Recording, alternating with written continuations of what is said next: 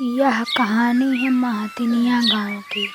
उस गांव में नाम का एक व्यक्ति रहता था जो कि एक दुकान पे काम करता था। मैंने 5 साल दुकान में काम करके कुछ 60,000 जोड़ लिए हैं, मगर ढाबा खोलने के लिए करीब 1 लाख लगेंगे। पर इतने पैसे आएंगे कहाँ से? अगर तुम चाहो तो हम चाचा से उधार ले लेते हैं। तुम तो जानते हो तेरे चाचा कैसे हैं। कोई नहीं माँ, एक बार मांग के देखता हूँ। ठीक है बेटा। राजू अपने चाचा से उधार मांगने जाता है। चाचा, मुझे कुछ पैसे उधार चाहिए। अगर आप मेरी मदद करोगे तो मैं आपको पैसे वक्त पर लौटा दूँगा। 40,000 रुपये मुझे दे दीजिए। 40,000 बहुत होते हैं, इतने पैसे लौटा पाओगे? चाचा जी, मैं साल भर में ही आपके 40,000 लौटा दूंगा। देखो बेटा, 40,000 ले रहे हो साल भर के लिए, वो ब्याज मिलाकर कम से कम 50,000 तो होगा ही। ठीक है, तो मैं फिर आपको 50,000 लौटा दूंगा। चाचा राजू को 40,000 उधार दे देता है और राजू कुछ ही दिनों में अपनी ज़मीन पर ढाबा खोल लेता है। बस अब देखना माँ, कैसे मैं इस ढाबे को गांव का सबसे अच्छा ढाबा बना दूंगा। राजू का ढाबा और वहाँ का खाना सभी को पसंद आ रहा था और कुछ दिनों में ही उसके ढाबा पर भीड़ लगने लगती है। इसकी कमाई भरने लगती है, जिसे देखकर उसके चाचा बहुत जलन होती है। अगर मुझे पहले पता होता कि यह इन रुपयों से ढाबा खोलने वाला है तो मैं इसे पैसे देता ही नहीं। लेकिन अब देखना कैसे मैं इस ढाबा पर अपना हक जताता हूँ। ढाबे पर अपना हक जताने के लिए चाचा राजू से बात करने उसके ढाबे पर पहुँच जाता है। बस चाचा जी, आपने जो रुपए दिए थे इनमें से कुछ आपने मिलाकर मैंने यह ढाबा खोल लिया है। अब जब तुमने मेरे रुपए से इस ढाबा पर लगाए हैं तो इस ढाबा में मेरा भी तो हिस्सा है। आपका हिस्सा? मैं समझा नहीं चाचा जी। इस ढाबे में सिर्फ तुम्हारे रुपए नहीं लगे हैं, इसमें मेरा भी पैसा लगा है। तो अब जितना तुम्हारा हक है इस ढाबे पर उतना मेरा भी है। नहीं चाचा जी, माना मैंने आपसे उधार लिया है, लेकिन इस ढाबे में आपका कोई हिस्सा नहीं है। अच्छा, मैं तेरी माँ से बात करता हूँ। ढाबे में अपना हिस्सा लेने के लिए जो कि माँ से बात करने जाता है। देखिए, रुपए तो मैंने भी लगाए हैं और मेरे रुपए के बिना ढाबा बनता नहीं, तो इस हिसाब से ढाबे में आधा हिस्सा मेरा हुआ। जो रुपए आपने दिए हैं वह रुपए आपको लौटा दिए जाएंगे, लेकिन इसके बदले हिस्सा थोड़ी ना देंगे। तो अब यह आप लोग गलत कर रहे हैं। जैसा भी आप सोचें, लेकिन ढाबे में आपको हिस्सा नहीं मिलेगा। ठीक है, तो फिर मुझे मेरे रुपए वापस कर दें। वो मैं नहीं जानता, मुझे कल तक मेरे रुपए लौटा दीजिए। बात राजू को और उसकी माँ को परेशान कर जाती है। मैं तुमसे पहले कह रही थी, तेरा चाचा हमारी मदद करना नहीं चाहता। वैसे भी वह तो बस अपने बारे में सोचता है। मुझे क्या पता था माँ, चाचा ऐसा कर जाएंगे। फिलहाल तो मैं यह सोचूं कि परेशान हूँ कि चाचा को कल तक पैसे कैसे दूंगा। राजू सारी रात चिंता में बिता देता है कि वह रुपए कहाँ से लाएगा। अगली सुबह जब ढाबे जा रहा था तो उसकी माँ कहती है, राजू,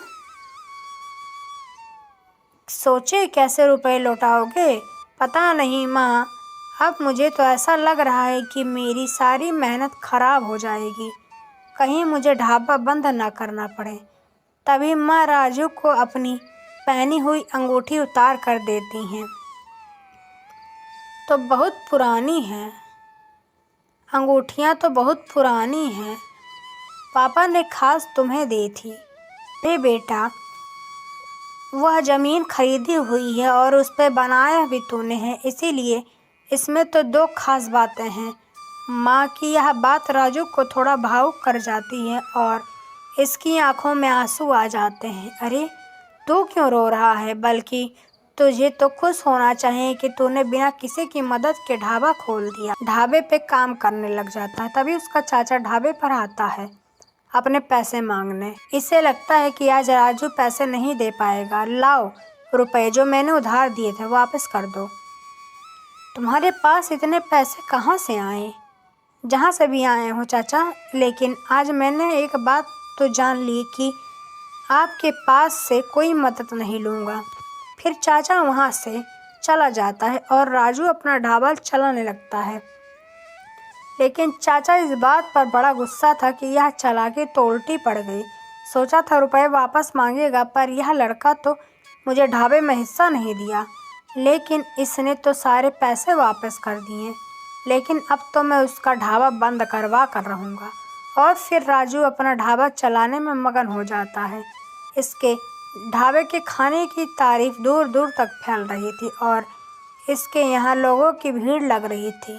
लेकिन फिर एक दिन इसके यहाँ एक फूड इंस्पेक्शन ऑफिसर आता है। मुझे इस बात की खबर मिली है कि तुम खराब खाना लोगों को दे रहे हो।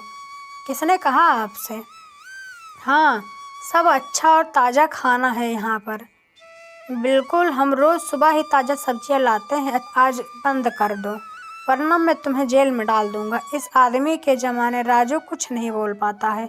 आखिरकार अपना ढाबा बंद कर देता है, जिससे राजू और उसकी माँ दोनों परेशान हो जाते हैं। माँ, अब तो मैं ढाबा छोड़ कर कोई और काम खोल लेता हूँ। लेकिन बेटा, अब रुपए कहाँ से आएंगे? सारे रुपए तो ढाबे में लग गया। तो फिर मैं कोई और काम ढूंढ लेता हूँ। राजू काफ़ी दुखी होता है। मैं राजू से मिलने उसके घर जाता है। तुमने अपना ढाबा क्यों बंद कर दिया? वो फूड इंस्पेक्टर वाले ऑफिसर आए थे। उन्होंने कहा था कि अच्छा नहीं है और उन्होंने ढाबा बंद करने को कह दिया। यहाँ का फूड इंस्पेक्टर ऑफिसर तो मैं हूँ। फिर तुम्हारे यहाँ कौन आया था? फूड इंस्पेक्टर वाले ऑफिसर आप हैं? हाँ, और इसलिए मैं आज तुम्हारे यहाँ खाने की जांच करने आया था। मैं तो जानता नहीं साहब, उन्होंने मुझे कहा तो मैंने मान लिया। खैर, तुम परेशान मत हो और फिर से अपना ढाबा खोलो। और सुनो, यह मेरा नंबर लो और जब भी वह लोग आएँ तुम्हारे ढाबे पर फूड इंस्पेक्शन करने के लिए मेरे पास फ़ोन कर देना। मैं यहाँ थोड़ी देर में पहुँच जाऊँगा। राजू खुश हो जाता है और अगले दिन ही वह अपना ढाबा खोल लेता है। रब का करम, जो सारी परेशानियाँ ख़त्म हो गईं। मेरा ढाबा वापस खुल गया। राजू का ढाबा फिर खुल जाता है। इसके चाचा जलन महसूस करते हैं। समझ नहीं आता इस लड़के का क्या करूं मैं। जैसे ही मैंने चालाकी करके इसका ढाबा बंद करवाया था, लेकिन इसने फिर खोल लिया। लगता है इस बार कुछ खास ही करना पड़ेगा। अब वो आदमी नकली फूड ऑफिसर बनकर आता है राजू के ढाबे पर। मैंने तुम्हें कहा था कि अपना ढाबा बंद कर दो, लेकिन तुमने नहीं बंद किया। तो मैं क्या करूं? वो तो सोच। आप इतना गुस्सा मत कीजिए। अब थोड़ी ही देर में वहाँ असली फूड इंस्पेक्टर आ जाता है। तो आप हैं नकली फूड ऑफिसर बनकर ढाबा बंद करवा रहे हैं? हाँ, हम ही फूड इंस्पेक्टर हैं। अच्छा, तो आईडी दिखाइए। तब उन तीनों को निकल जाती है। नहीं साहब, हम फूड इंस्पेक्टर नहीं हैं।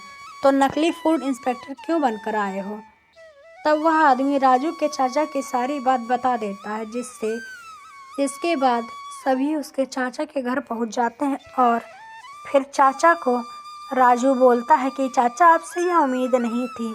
राजू उसकी माँ खुशी खुशी रहने लगता है। अगर आपको हमारी कहानी पसंद आई हो तो लाइक, सब्सक्राइब करें और कमेंट करना ना भूलें।